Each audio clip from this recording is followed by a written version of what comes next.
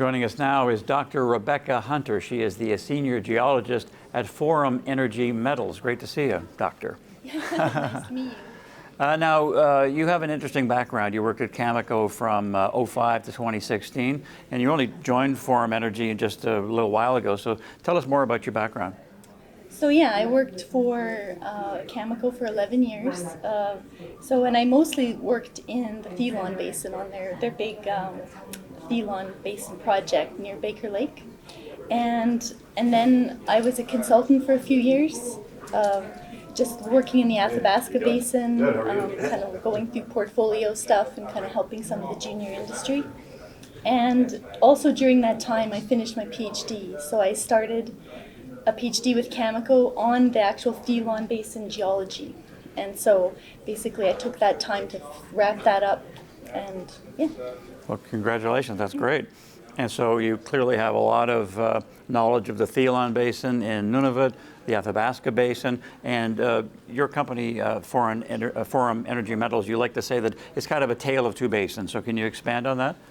So the reason why we did the play on that is because we have a really great portfolio both in the very prolific Athabasca Basin, but also we have this new very exciting acquisition in the Thelon Basin, which essentially the Thelon Basin is basically the closest geological analog that in the world to the Athabasca, but it just hasn't seen the sustained exploration that the Athabasca has, and so there's just so much potential there.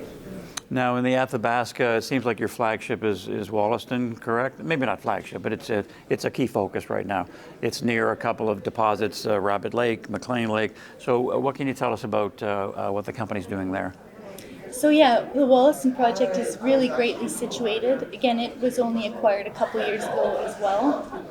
It's within 30 kilometers of the Rabbit Lake mine and the McLean Lake mill. So, you know, it's really good. It's right along the road, and it's also in really good geology. Really, that's the same sort of Wallace stratigraphy that you want to be in to find uranium deposits. And so we're working there. We just got a really great EM survey done. So we have tons of targets, over 40 kilometers of conductors now to test, and really good potential. Now back to the Thelon Basin. You say, the company says it probably is the most prospective place in the world for uranium outside of the Athabasca Basin. So you're nicely situated there. You're also near some deposits. So what more can you tell us about the geological setting and everything else? So again, yeah, it has really good geology. So it has similar rocks that would be great to basically precipitate uranium. What's super exciting about the Thelon is that, again, like I said earlier, it hasn't had the sustained exploration. So basically we have a really good land package surrounding Rano's Kigavik zones, and also we basically staked the ground that Cameco had back when they were working, back when I was there.